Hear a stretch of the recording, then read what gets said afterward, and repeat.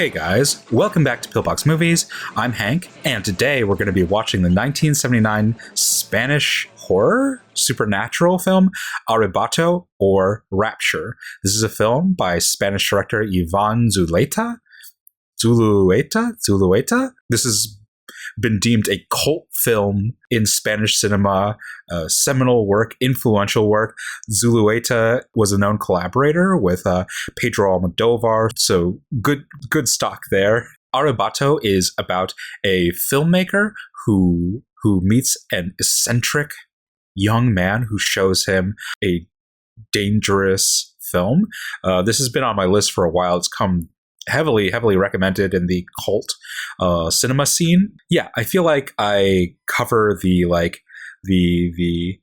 dainty, elegant art house movies a little bit too much, and sometimes I need to rifle through the muck of the cult art house films. So yeah, I'm excited to watch Arrebato. And before we get started, don't forget to click the like button and subscribe for more old, obscure, and art house films. Of course, a film about filmmaking. Is this going to be another blowout? Maybe it's a cachet. Or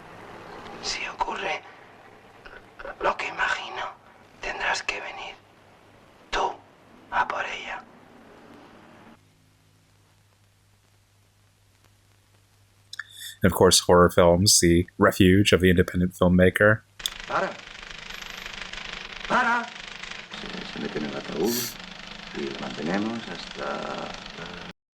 And the way that the coffin is displayed, this is like film within a film within a film kind of lingo, or the coffin that she is given has an aperture in it. It has a window with glass, which wouldn't be good for a vampire given vampire's lore, but the window is like an aperture. It's a view into the vampire as a subject, as in a film. So she's behind a frame, an aperture, also being filmed, also being watched in dailies or watched in an editing bay by characters who are in a film. So it's, again, kind of like infinitely repeating this metafictional lens. Ella está encantada de convertirse en la más vampira. Le divierte, no lo lamenta. Y ahí se acaba la historia, punto y fin.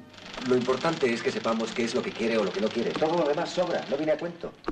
José, no te entiendo. And again, the metafictional aspect, the fade that he told his editor to put in the footage fades to, Quo Vadis, fades to this footage in the film itself. Te vas ahora mismo, me da igual. I actually wonder, as a small thing, the comment that José made about that the editor made about her staring directly at the camera at the end of the movie. I wonder if that'll be used at the end of this, that somebody will look directly at the camera, and that'll signify the end of the movie. Ana.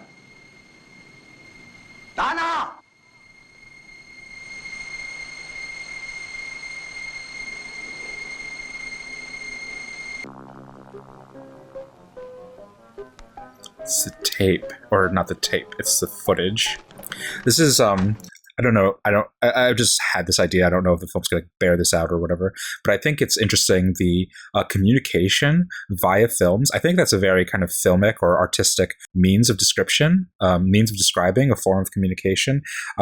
Like living in this city, supposedly you'd be, up against a lot of other people, you'd interact with a lot of people, but you find that the opposite is true, that these characters inhabiting urban environments are really closed off and sheltered from each other, and have difficulty communicating with each other in person, socially. And so, especially as interpreted by these artist types, filmmakers, these like closeted or introverted characters find means of communicating things, sometimes vulnerable things, sometimes horrific things, through the medium of film or packages, parcels, kind of oblique means of communication. And I wonder if the footage being sent by parcel is meant to be a commentary on that, the isolation that these different characters inhabit, how like filmmaking or the artistic medium generally becomes a vicarious way of them expressing emotions and connections in lieu of human connections. That happens too with him encountering Anna, this character that's supposed to be intrusive into his life, that has non-consensually entered into his apartment, but the first time they encounter each other, she's asleep and he's unable to directly address her or communicate with her.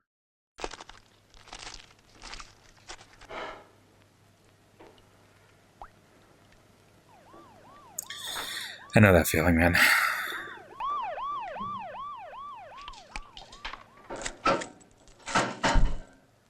Fate conspires against you. Jesus. José, soy yo, Pedro. ¿Me recuerdas? Esto que te mando. Jesus Christ.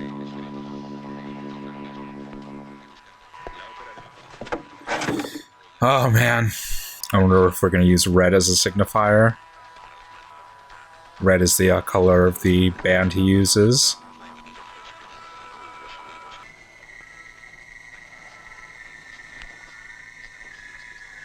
I see.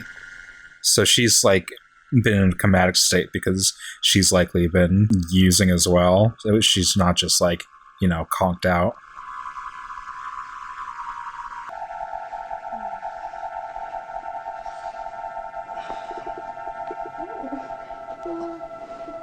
This is the only way they know how to communicate with each other.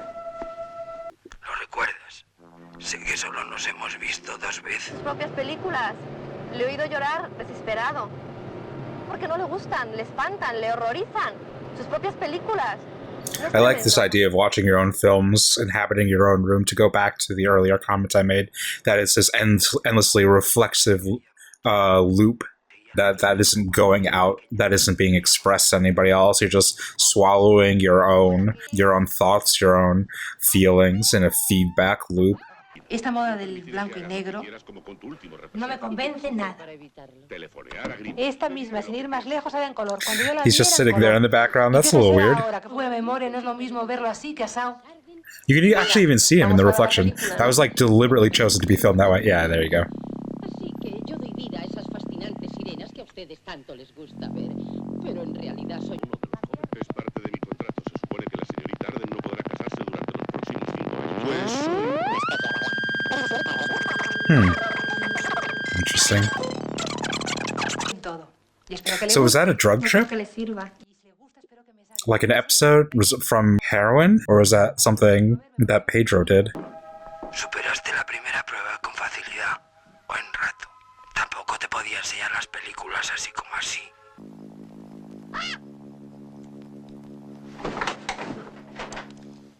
Convídame, que quiero hablar contigo.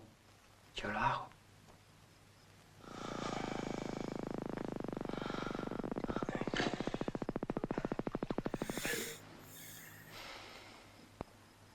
Mi prima me ha dicho que haces cine. Oh, that's interesting. What's up with his voice? ¿Tú sabes qué hacer con la pausa? La pausa es el talón de Aquiles. Es el punto de fuga. Nuestra única oportunidad. So we're getting little clues that perhaps he can live at different points in time, and that's kind of what he's talking about pause. And we're getting it through vocal hints, the way his voice changes, and especially in the recording that's taking place in the present time, he sounds like an old man. And obviously, Jose hasn't aged that much since their last encounter. ¿Cuál era tu colección de cromos favorita de pequeño? Toma. A ver si es verdad que te gusta tanto. Dime, ¿cuánto tiempo te podías llegar a pasar mirando este cromo? Y este otro. Años. Siglos. Estabas en plena fuga. Éxtasis. Colgado en plena pausa. Arrebatado. Tú prometiste ayudarme.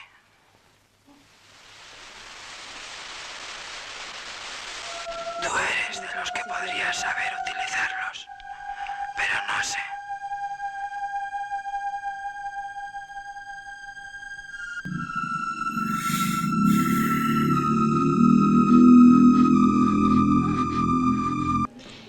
cocinas? Sorpresa final. Tengo un poco de lo mejor del mundo. Pero eso no es ácido. Mira, hay polvos y polvos. Pero de los polvos... It's one of those untranslatable. I mean, it's translatable, but it's Spanish. Son los más polvos. Coca. Caballo, chica. Heroína. Yo sé que eso cuelga. Qué tontería. Es como todo. No conviene pasarse. Si te pasas, no vale.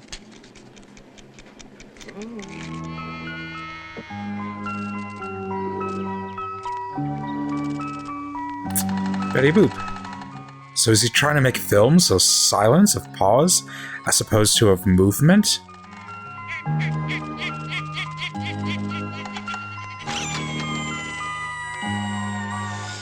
Venciste. Enhorabuena. Tal vez me equivoqué. Y resulta que sois criaturas estáticas como yo. Espero coincidáis con mi película. Hace un mes que lo como y tengo que comerlo. Eat in a month. I like this descriptor of a static creature. I think that's like a... I thought this would be a movie about filmmaking, about the process of film, but I'm finding more as it goes along. It's a movie about a movie about addiction, about the physical sensation of heroin, the passage of time being translated into wasting away hours, days, your life on this addiction that is a narcotic, but also so like chemically or physiologically you experience this like lethargy, but in a wider sense it kind of like saps you of your life, of your energy, and makes you like this walking zombie that isn't a participant in its own life. Todo por hoy. Gracias a la estimable ayuda de mi amigo, he logrado tocar lo que quería. So I guess his fascination with film. Miles de ritmos ocultos que yo descubriré. Yeah, I guess he's trying to capture rhythm. I think I guess what I'm taking away is that he's trying to capture rhythm, so he's trying to capture different segments or different segments of time, different quantities of time. My impression is that the heroin addiction, or whatever is the kind of like fantastical supernatural version of that in this film, means that he like kind of lives forever. He's immortal, and so he sees the world at a faster pace than everybody. He encounters the world as like moving rapidly while he stays kind of in a static state, a pause, if you will. And so what he's trying to capture in his film is that sense with an undercranked camera taking like 9 frames per second and then down to 1 frame per second. And it's like the world is moving with all of this kind of like cut footage in between, and it's moving rapidly, and that's the sensation he feels in observing the world, that the world around him moves fast, and he's trying to slow himself down as much as possible until he can absolutely be completely embryonic and unmoved in the world.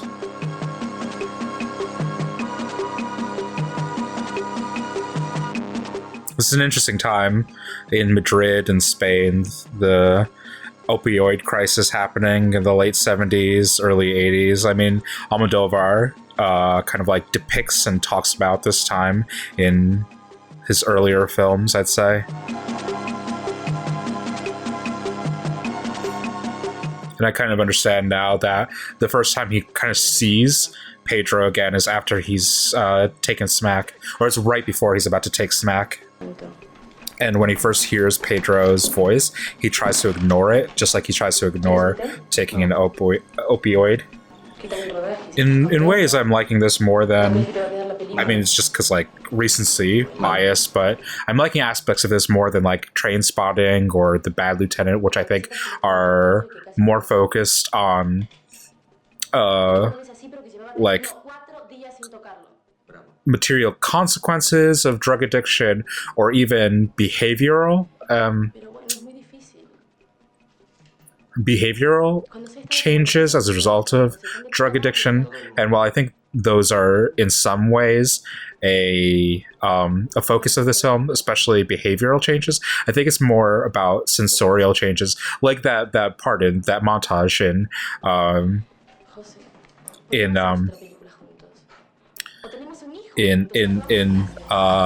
Spotting that everybody loves, night clubbing, we're night clubbing. But that scene like kind of like takes the experience of taking an opioid and condenses it into a fractional representational aspect of the film. Segment of the film, and here the sensation of heroin addiction, of taking heroin, is used as a macro metaphor that's dispersed among every element of this film, as a sensation, a physiological sensation, a temporal sensation that these characters are all living under. Mira, no me cuentes nada, no quiero saber nada. Lo sé todo y tú también lo sabes todo. Déjame en paz. Y que te sugiero que empieces a ver ahora, si es que no lo has hecho ya.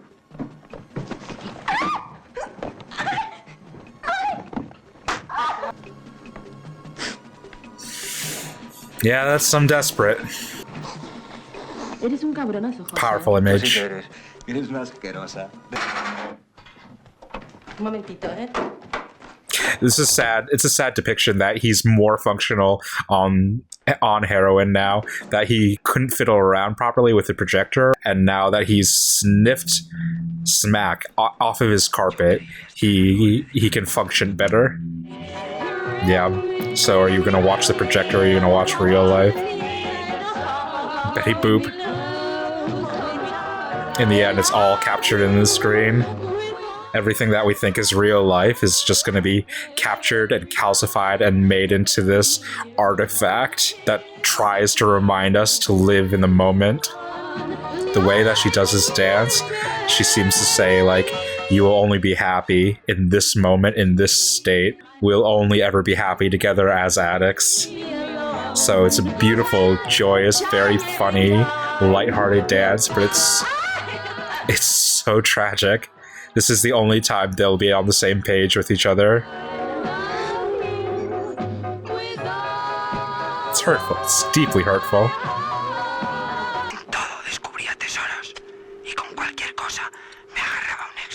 At the end, we're just going to be staring at screens for the rest of our lives. I hate this. This is kind of pointing right at me. We'll be submissive, passive, just staring at screens, trying to decipher meaning.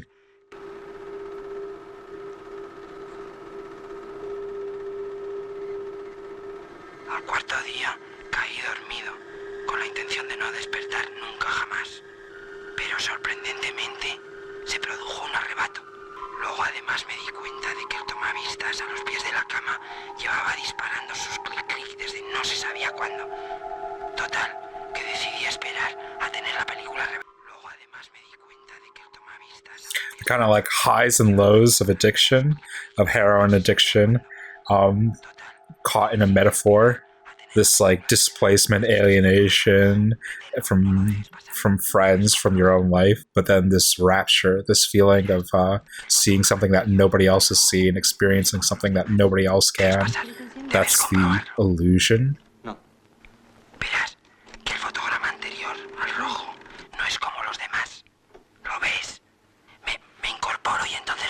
That's the sweet deception that the drug tells you. ¿Te das cuenta? Míralo bien. Pero si puedes saber qué haces. Tú espera y ya verás. La curiosidad por saber qué se ocultaba tras aquella mancha roja en aumento taponó cualquier atisbo de ¿Pero qué has hecho? ¿Qué has hecho, hija de la gran puta? ¡Zorra! The little smile she gives. There's a little bit of red. He was so close to his rapture, per se, and now he has to chase it again.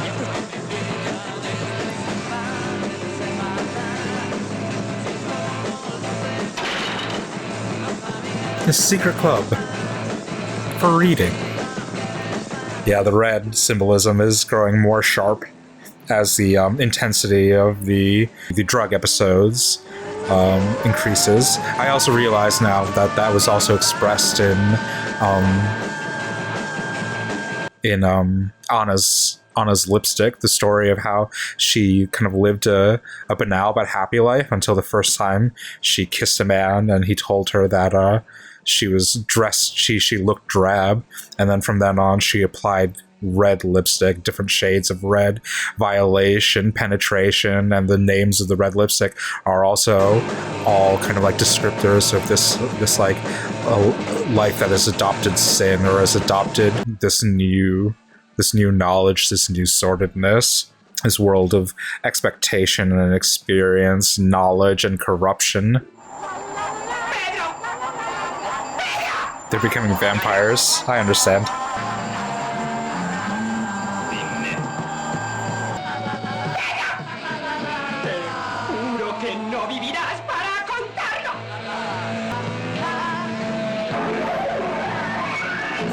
And the red itself is like almost becoming a fade, like the initial fade of the vampire movie.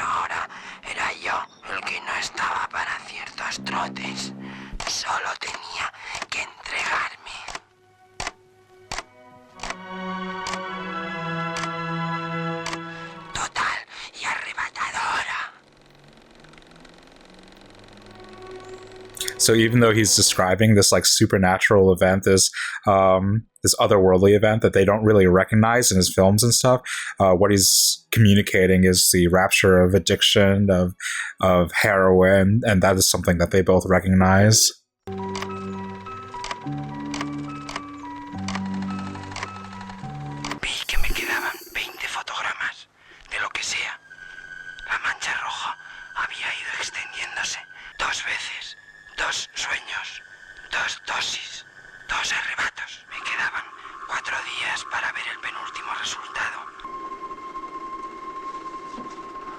The like primal selfishness of addicts, that they're listening to a man describe his possible imminent death and they can't resist the urge to just fuck, to just stop the video, to just stop the projection and just fuck. Sabes que el caballo de los cojones se cargó nuestra vida sexual, ¿verdad? Lo sabes todo. Que hoy no la tocarás hasta que yo me despierte. Pedro.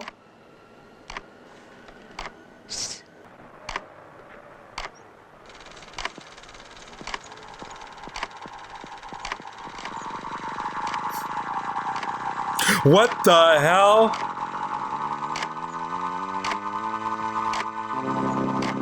Acabo de ver y constituye el final del rollo que estás viendo. Creo que mi tomavistas nunca perdonó a Gloria. Y fue Marta la que pagó el pato. Me gusta, me encanta. Y así ya hemos llegado a hoy. So I need you to be a witness to this rapture. I think it's it's narratively convenient to structure a film this way, but I actually think if he does end up calling Jose to come bear witness to him, I think that is like a fascinating desire of an addict expressed in a filmic way, utilizing like outrageous circumstances, but that the greatest fascination, the greatest fear of an addict is that they'll find their greatest high, their greatest ecstasy, but they know that at the end of that is their own death, and so their greatest fear is actually to die alone with nobody to know who that they've passed or what they've encountered, what they've endured. There's this inexpressible want to have somebody there to comfort them, or to, in this case, with Pedro's own pathology, his own like means of lying to himself. Maybe it's the case, but he wants somebody to know what he's experienced. He's curious to know what this rapture is, what's happening on the other side of the red of the camera. And so that is ostensibly what he wants Jose to witness, but metaphorically, really what he wants Jose to witness is his death, so that he doesn't have to bear the crisis of dying alone, which I think is something that many addicts have to live with, because at the end of it, addiction is a lonely life. An isolated life.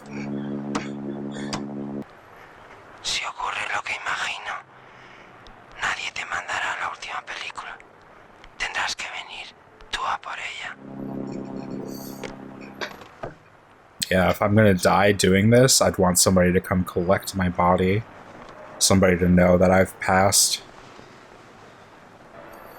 This slow, anxious, plodding, seeding to death, seeding to addiction. It's crazy that this was made by a filmmaker going through heroin addiction, that this was an expression of something he believed was going to happen to him. But where else can you get these narratives from? These narratives that are harrowing, but seek to understand, seek to rightfully depict the experience and not judge it, not moralize it.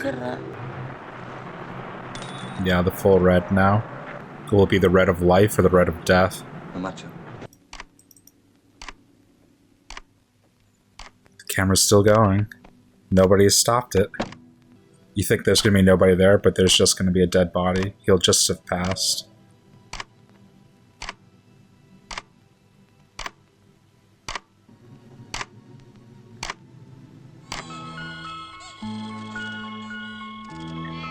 Don't take anything.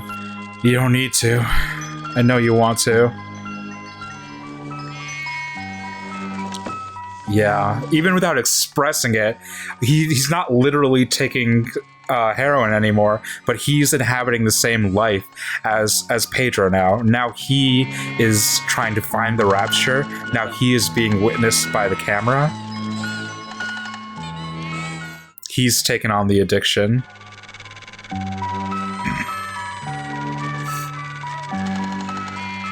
Even when he said no. Even when he rationally said he was going to stop this. He couldn't help himself. That's such a wanting phrase. I don't know how to express it.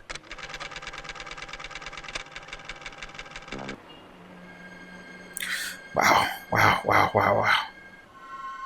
The true pause. Time standing still.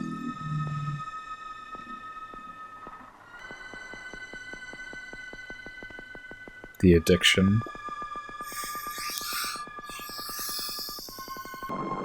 You can say no. You can deny this camera. You can deny time standing still and allow time and age and sadness and banality and all the material world to continue on in you. You don't need this flight of ecstasy. You don't need to live in this pause. No, please don't.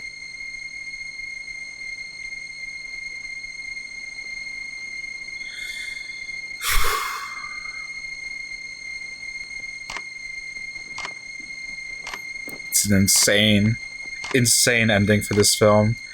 If this is the ending of the film, the director capturing what is, like, metaphorically what he sees, what he prophesizes as the end of his own life. This is him depicting on screen what will be his eventual death, his succumbing to this thing. He doesn't know his way out of it. His brain does, his rational brain does, but chemically he doesn't. Spiritually, he doesn't.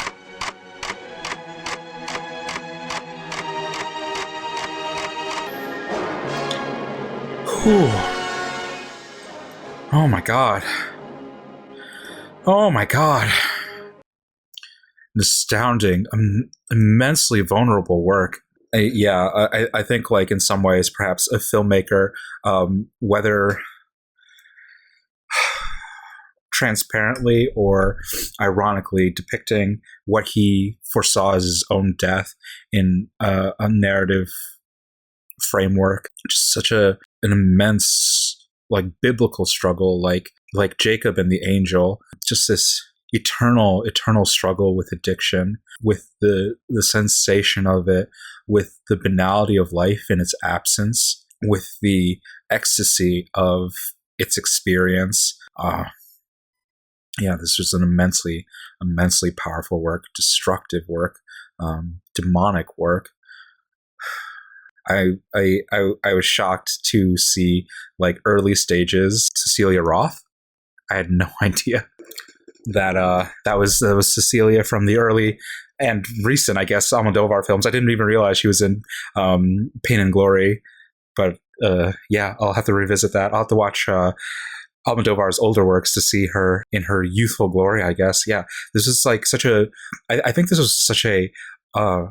It was an intimate work. It was a very personal work, but I also think it managed to capture an era of Madrid and Spain and this heroin crisis that was happening during that time. And I think going back to something earlier that I said, the feeling of urbanity, the feeling of these filmmakers communicating through film and through addiction that in addiction that everybody feels like closed off, isolated, unable to communicate with each other. And while that's like not exactly literally true, the feeling predominates, the feeling of this time of not knowing how to express something deeply personal within you, deeply harrowing within you, unless you translate it into an artistic, removed, in some ways perhaps sublimated, but in other ways kind of like materially denial, rooted in denial and rooted in incapacity, inability to really